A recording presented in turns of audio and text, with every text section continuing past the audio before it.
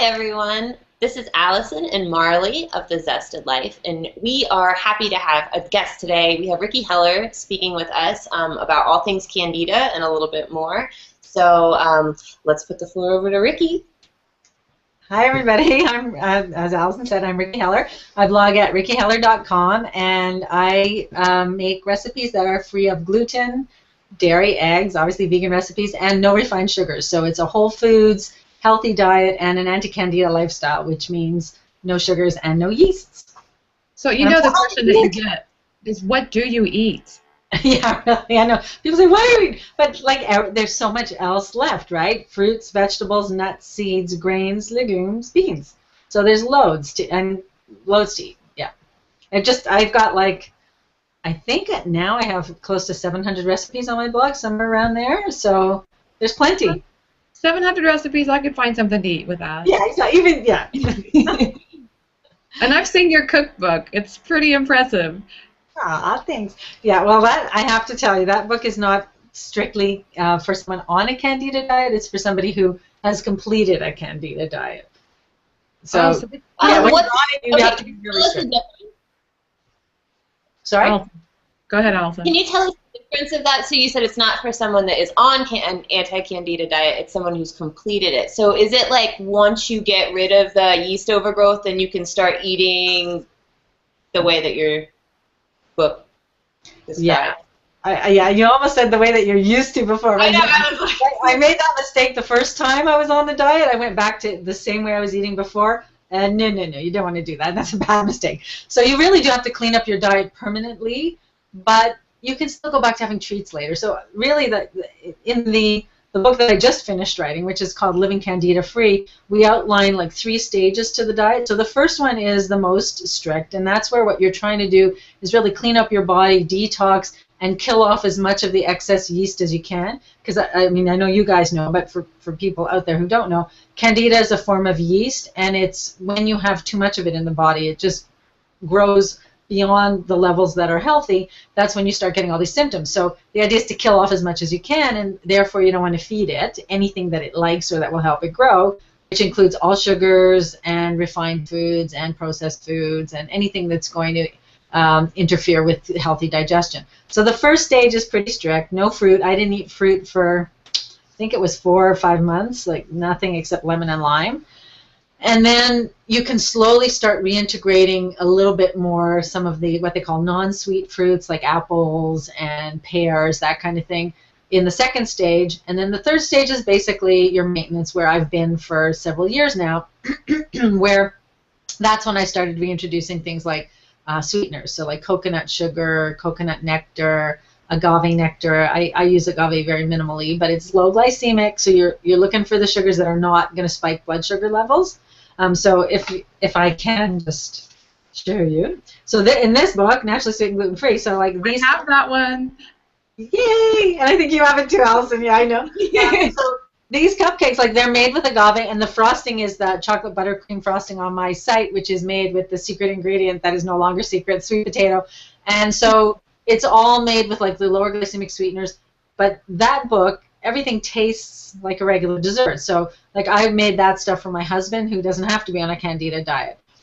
Right now, as I was telling you guys before, when I go through stressful periods or whatever, I might have some of my symptoms come back. So then I'm going to go back on that stage 1, the really strict one again, until things settle down. I have my hand up. Oh, that's a great method. Okay, can you see that? Professor Ricky, I have a question. Did you say that chocolate frosting was made with sweet potatoes? Yeah, sweet potato and unsweetened chocolate are the 2 main ingredients. If you Google like just Ricky Heller chocolate buttercream frosting, it comes up, and it's yeah, that was one of my probably most popular recipes ever in the 6 years I've been blogging or whatever, because it's free of like everything. It has no soy, no nuts, no dairy, no gluten, no grains, no starch. Like it's just really clean, and the only sweeteners are coconut sugar and stevia. But what's interesting, because like that's how I have to eat it, right? But I know that other people have made it with chocolate chips, for instance, which actually have sugar in them, because they don't want to have to fool around with the stevia or whatever, and it works too. So it's probably one of my top 5 favorite recipes I've ever made. Yeah, I love it. That's And you cool. can eat it just off the spoon. So how long have you been eating anti-can? Is that the right way to say it? You eat an anti-candida diet because we all Sometimes have I say, candida. yeah, sometimes I say Candida Diet, but really it's anti-Candida Diet. Yeah. Right, because that's kind of like it's like allergy friendly or allergy free, like that kind of thing. Like whoa. I know. Yeah, Which like, is come on. Well, you mean like definitely without a pause? yeah, like how long? I guess like so you have a nutrition background, right? Can Yeah. So can you tell us like how that did that help affect how you viewed how food impacts your health or how you did you kind of like come about this diagnosis at the same time you were doing your nutrition studies? How did that all work out for you? Yeah, it's probably a classic story, you know. So I was getting sicker and sicker in my 30s and then my early 40s. It all came to a crisis point. Like I had all these weird ailments and infections, and then I was just telling the story on the weekend. I had 4 sinus infections in the space of 3 months one winter, and 6 courses of antibiotics. Like you can imagine, like they couldn't get rid of it. I had to take double courses of antibiotics. So I remember being so sick that we came home from the final time I went to the doctor, and my husband had to take me there, and I had like 104 fever, and I literally did not have the strength to get up the stairs. I crawled up on my hands and knees because I was too weak, and he couldn't carry me, unfortunately. But so then, like, he had to literally put me to bed like a kid and help me get undressed.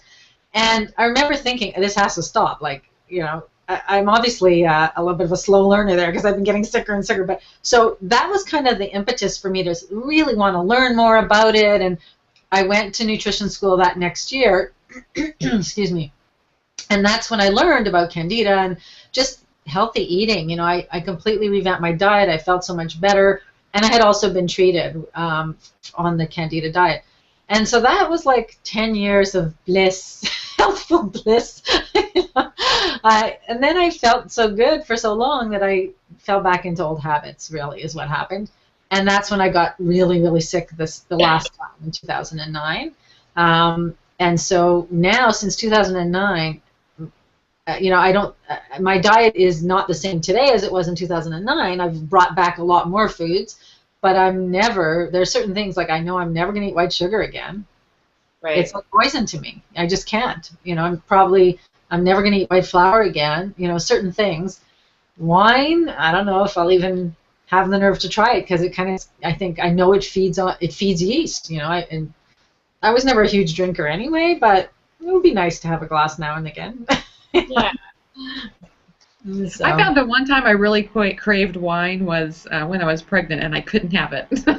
Oh. Something about knowing you can't have it that makes you want it more. Yeah, yeah. You know what? It's funny. I liked wine. We would have wine with dinner. But what I really miss is in the summer when it's really hot, a gin and tonic, which I used to enjoy occasionally. And now I haven't had it in 6 years. So. Oh man. Whatever. You should make some, Ricky. You should make some like juniper berry syrup and then make it with sparkling with tonic water. I don't know if you can drink tonic water or if you want to, but yeah, or club soda. That would be a nice because that's what I love the most about gin is how it tastes. My husband thinks I'm nuts. No, that's actually a really good idea. Try that. I'm going to try it. Thank you. Yeah. Yeah, of course. I'll make the syrup with stevia. Right, exactly. Excellent. So okay, so you had this big revelation with your nutrition and your own eating habits. Now, would you recommend that other people eat this way as well? That like, so I don't have that I know of a Candida overgrowth yet, or maybe I will get one. Is this like a something you would recommend preventatively, or is this something that you would think is only for certain people to follow? Yeah, I don't think, like my husband is a healthy guy. He can eat what he wants and he feels good all the time. I think if you don't have any symptoms and you feel well, there's no reason to restrict yourself that much. You don't have to. I think, there are some people who believe that like 90% of the population has Candida and they don't know it. My feeling is if you feel well and everything's working, like why mess with it? But I think it's not going to hurt. This diet wouldn't hurt anybody. It's a totally, it has balanced nutrition and you're not missing anything your body needs just because you cut out sugar. Your body doesn't need sugar, right? It's not like you need to eat mushrooms and fungi. You know, it's nice to have them if you can eat them, but it's not necessary for health. So that's a great point. So what's off limits in the? Sorry, I hope I didn't cut you off, Marley. so you just said mushrooms. I'm thinking only sugar. I'm thinking dates and melons and all these like sweet things that I really crave all the time. And that's a really good point. It is a healthful diet, so it's not like you're gonna catch anything bad or like, you know, get rickets if you eat this way.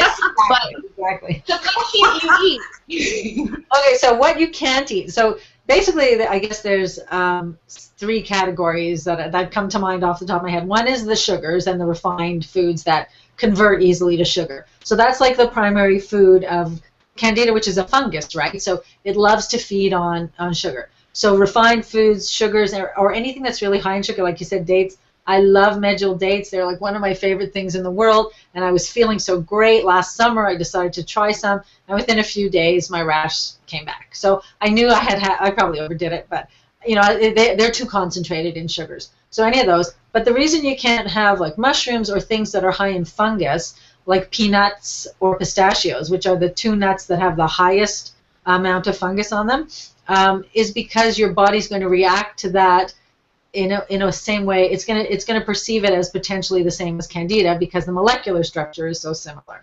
So what you're trying to do is keep your body and your immune system from overreacting, and keep your immune system as healthy as possible so it can fight this Candida. So it's just like a precautionary measure. And then the other thing that you cut out is all allergenic foods. Right? So not allergy friendly, but you know, foods that you might be allergic or sensitive to, because again, that's going to put the immune system on high alert, and it's already like so overtaxed and overstressed when you have Candida. Candida is very hard on your liver too, so that's why you cut out gluten, and that's why for like omnivores they cut out dairy and meat and all those other things that are going to be allergenic, and processed foods, which also put a strain on the system. So it's a very, very clean diet. Like I make everything, I would say 99% of what I eat I have to make from scratch. Like my own ketchup, you know, like as my own mayo, like whatever I'm eating, I'm making it from scratch. So yeah, it's a very clean diet. So like I said, it's not going to hurt. It's like a major detox diet, really. I'm just in awe. You don't eat peanut butter?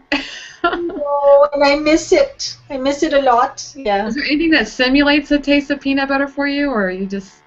I think I'm a peanut butter addict. I really do. But you know what? I use almond butter, and I sometimes use sunflower butter. Like I have a cookie recipe that I call no peanut or peanut-free peanut butter cookies in that book, and they're made with sunflower butter, but my husband thought they were peanut butter cookies, because I think part of it is they do taste very similar, they look the same, and that's what he was expecting. So that's what, you know, if I hadn't told him, he would have thought they were peanut butter cookies. So here's my question. Like, I know people that have diabetes. My question for them, like when they go to the doctor, is they're never really out for a cure. The doctor gives them medicine to help them manage their condition. Is that? I mean, obviously you can cure yourself from diet and all that stuff, but how about Candida? Is it something that you could ever like be free of?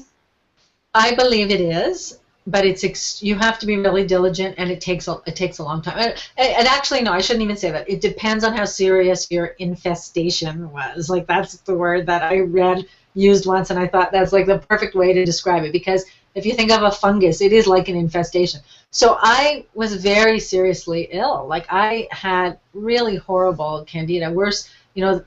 Even my naturopath who had been dealing with people, he said it was like really one of the worst cases. So for me, you know, it's the one thing I've learned is that when you've already had it once, it's very easy for it to come back.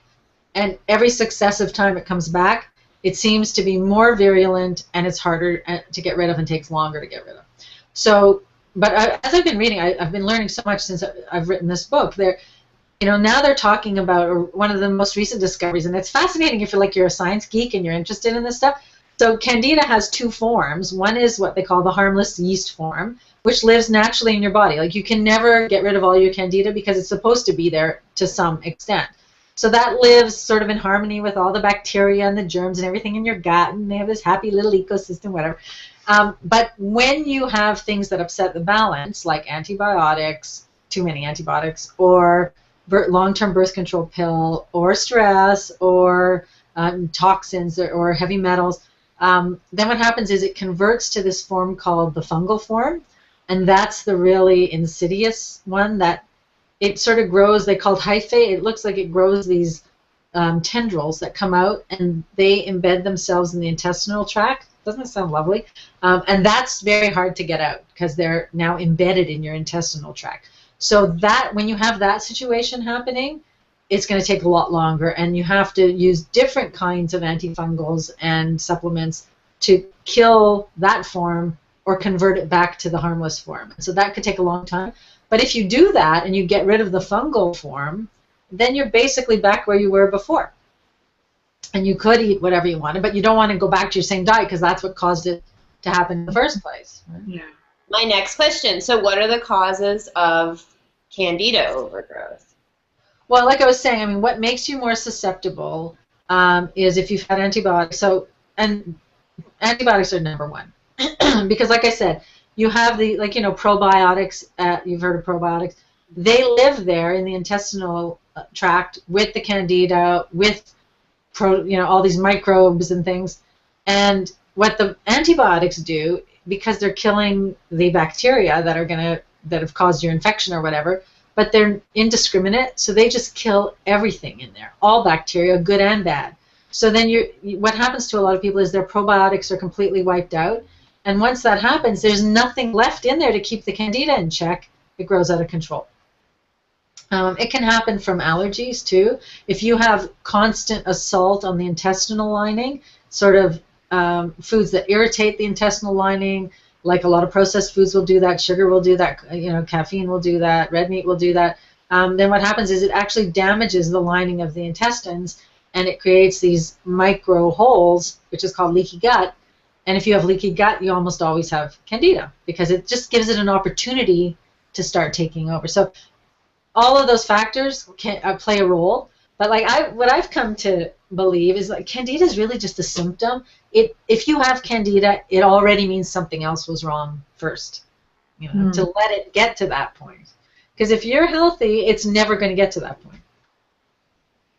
Interesting. I know, it's crazy. The more I learn about it, the more it's fascinating, but it's also like, whoa, all of this is going on in there. Yeah. So it's a fungal infestation. It's not. So I always thought it was just like a reaction of like an autoimmune disorder, which I'm unfortunately very familiar with. But it's kind of different a little bit. That's interesting. It can go hand in hand with, and it can actually precipitate autoimmune disorders because what it's doing is making your immune system go completely out of whack, Right. and you're starting to attack yourself in the end. Right. So what's your connection with autoimmune, Alison? Well, I have celiac disease, and so like it's like a really crappy version of just like I don't know, but it's the autoimmune disorder that I have is celiac disease, and I think I got it because I was triggered by meningitis, as far as like anyone can tell, when I was like 23 or something, and then I lived with like kind of seems like symptoms like what you had for a while until they figured it out, and it took a long time, but that's also what got me really interested in food. I mean, more interested in food and also into nutrition. So it's really interesting how sometimes you have to have a personal reaction or something before you start. I mean, my dad had diabetes, and that also got me interested in it. But your story is really, really fascinating to me. That's neat. Well, I think, when I was in nutrition school, you would be amazed at how many people, I'd say in a class of 50, maybe at least 40 of them were there because of a health issue. Right? Wow. That's why people got interested in this. And it makes total sense, because you go to conventional doctors and they can't help you.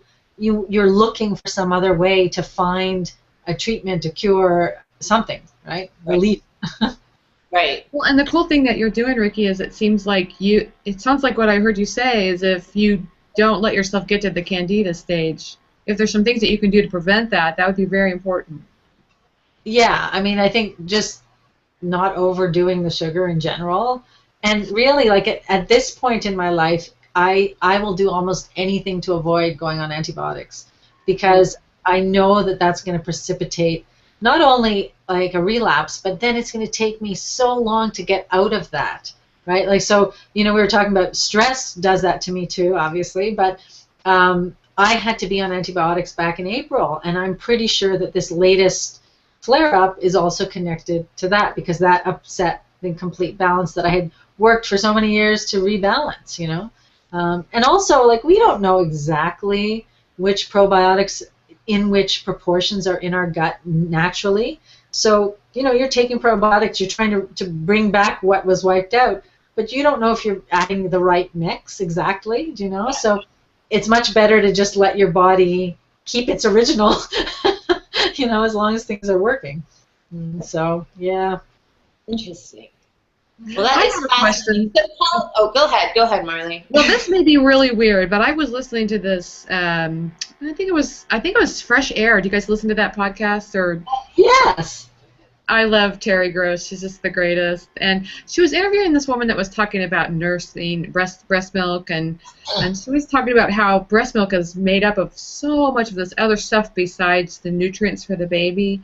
And I think one of it was something that fostered the growth of the good bacteria that we have in our gut. And it made me wonder if there wouldn't be a role for people who had digestive problems to, have that. To drink mother's milk. I told you it's a crazy question. You know what? I think this is fascinating, because I think medicine is kind of moving in that direction. Have you girls heard of the poop pills? Yes. I don't want to go there, but go ahead for it. Yeah. You haven't, Allison?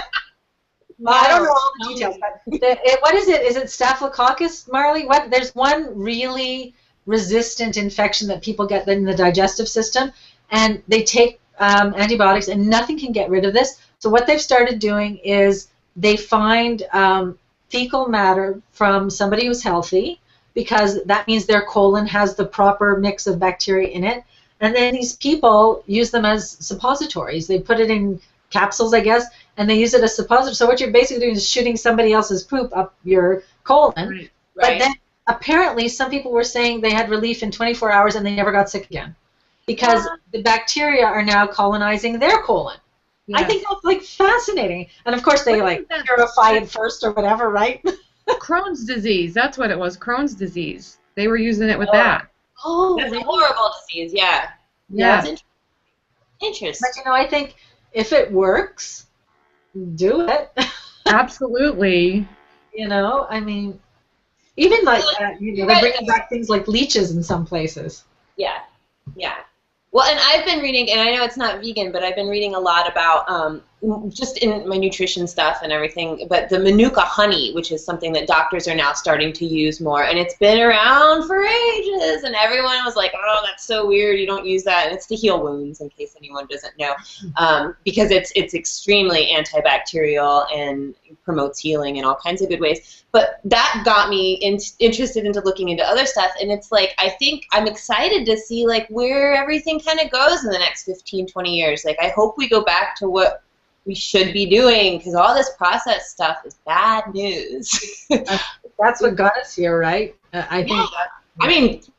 I think it really did. I ate terribly as a child. I mean, I grew up in the 80s and early 90s, and it was just like, like junk food, commercials, everything. And my parents, they were just the best. They bought me everything I wanted. And so I was just eating so much of that. And like, early 20s, it was like, boom, my health was, and I had bad health the whole time through. But now I look at my own kids and I think I can't, we're not letting this happen to you. And I don't know. I hope that your story inspires people as well. Yeah.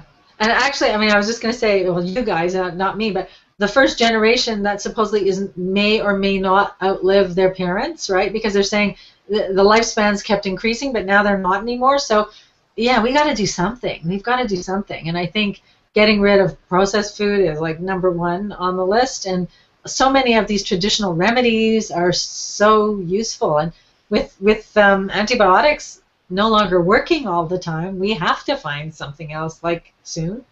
Yeah, the antibiotics are more advanced than the chemists and everyone developing these drugs. So it's obviously they've been at it for a long time doing their thing. So you're right. I think that it's really important to kind of like step back. Processed food is scary when you learn about everything that is involved with it, and it's so scary to think about so many people that just don't have access to like education about what it is that they're eating, and you know, that's important. I hope the internet brings light to a lot of that just over the years as well. Ricky, I got a question for you. So it seems like when people go on a low sugar diet, like what I hear, like if they're doing it just for health reasons, not because they've got a condition, a lot of times what I hear them say is they feel so much better. And I'm just curious, you know, you have a condition that you're fighting, so that makes it harder for you. But do you feel better when you take sugar out of your diet? Well, yeah, but I mean, I've had sugar out of my diet for 6 years now, so you know, what now? If I find I'm not feeling so great, I take grains out of my diet, and if I go grain free for like a week or two, that just seems to let my digestive system relax a bit, and I feel better. Wow. Yeah. So you think everybody would do better to like every now and then have a week-long fast or two weeks of, you know, no grains, no sugar? Yeah. I wouldn't say that. I don't believe that everybody should ever do the same one thing. I think it's really so important to look at the individual, and there's so many factors. There's your environment, there's your genetic makeup, there's your what you eat, there's your stress level. There's so much. So to say that everybody would benefit, I don't know. You know, I don't think that would be necessary, but for people who are interested in health and want to clean up their bodies, whatever, I would say one thing that you could try would be like a juice fast or a really clean diet for a week. You know, just fruits and vegetables for 3 days. And that, to me, you know, when I went on a juice fast, that really energized me, because that is a way to give your digestive system a break. It doesn't have to process any fiber, any bulk. So all the nutrients are going straight into the bloodstream. So that, to me, seems like something that could potentially benefit most people. But again, there are people who shouldn't be doing juice fasts, right? Because they have health conditions or situations where that might not be something that's good for them. So to say, I would never say one thing for everybody. What are things you can do besides your diet to help with the Candida? Oh, well, you take supplements and antifungals, and the last time, I mean, I was on prescription antifungal for a long time in conjunction with supplements and diet. But like I was saying at the beginning of the call, I really think that the most important thing you can do for yourself is deal with stress. Or if you have emotional baggage that's dragging you down, or stressful situations in your life, that is huge. It makes a huge difference on your immune function, and you know, to me, that's crucial. Yeah, that's any favorite tips for getting rid of stress in your life? Well, I love meditating. You know, it's free. Anybody can do it, and like you were saying, even 10 minutes a day is really useful. I read a study that said that you can meditate, and that you still have the benefits from that even as long as 6 months later. Really? Yeah. So that's key. I've been really trying to get back into daily practice, because when I was in nutrition school, that's all I was doing was school. I wasn't working during that period, so I had the time to meditate like every day it was a whole year. I was meditating almost every single day. And I got to tell you guys, I was so zen. I'll never forget. Because, you know, I'm a type A, right? And I get really stressed out easily. I was in traffic once. It was like rush hour traffic. And I remember sitting at a red light, and I was probably going to be late or whatever. And I remember actually thinking, hey, I'm not upset right now. Like, I couldn't believe it. And that's the meditation. So, and you know what else I loved, which I learned to do at Hippocrates Health Institute when I was there, is Qigong, which is a very gentle, it's supposedly like the more gentle form of Tai Chi. Tai Chi is a martial art that's meant to, I guess it's defending yourself, whereas Qigong is just movement. And it's meditative. It's just lovely. It's so easy and flowing. I'm doing it right now while I'm talking. I loved it. Artistic even, like the way you move your hands?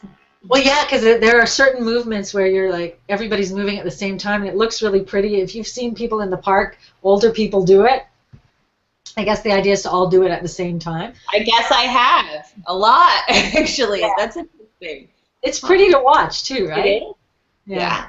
And it's really not nice. hard. I mean, you're not going to. I'm running by them like as I'm doing it. Well, I was just going to say, you're not going to work up a sweat doing qigong, but it's more like meditation, and you get in this very calming. Yeah, it's really nice too. Nice. Yeah. What do you guys do for stress relief? I run. Like, if I don't run, I am so type A as well. If I don't run, like, it's bad. My husband will just kick me out of the house. Like, get out of here. You need to go. But I also took up yoga about 2 years ago, and it's really made a difference. Like that Zen feeling, Ricky, that's how I feel a lot now. Even if I get super overwhelmed, I'm like, I'm just going to go do some yoga. Just like a half hour at most is usually all I ever do. I don't really stress out too much about it.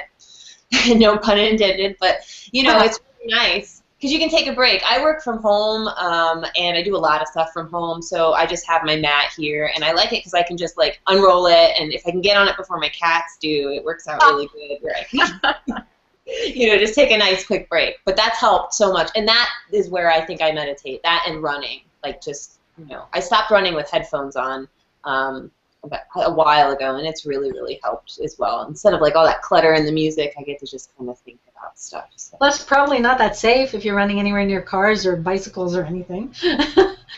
You don't want Right. This is a great list. I try to get my 10,000 steps in a day. That really helps me. But the other thing I do is I journal. So I have a journal I write in every day. Most every day I write in it. It's weird because I kind of think it's like you eventually start to feel like your own best friend. Like I can kind of process some things and I realize, oh, okay, that was bothering me more than I realized. I didn't know I was upset about that. So I like journaling. I used to journal almost every day from the time I was around, I'd say, 8 till I was in my 40s. And then when I started blogging, somehow the journal just fell away. It was very strange because I was putting so much of my daily life and stuff and my thoughts into the blog that I haven't journaled in years now. It's weird. And I miss it. It's a great practice.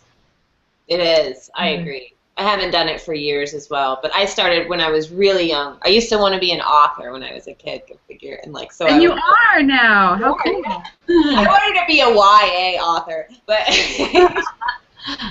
but I would write those things and then I would journal all the time. And I stopped probably about the time I got meningitis, I guess. And then I always look fondly back on those, like, oh, I should start again. That's a great tip. Yeah. Well, you brought up a good, interesting topic about blogging. So, do you have any favorite blogging tips that you could share, Ricky?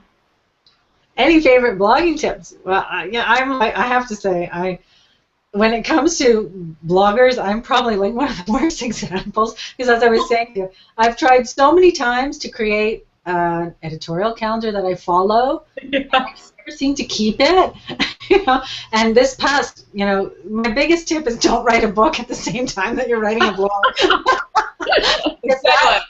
I just, this one wiped me out, and I haven't been on the blog in over a week, so I am actually due for a post. But you read all these articles that give you advice about how to blog, but it is true to me.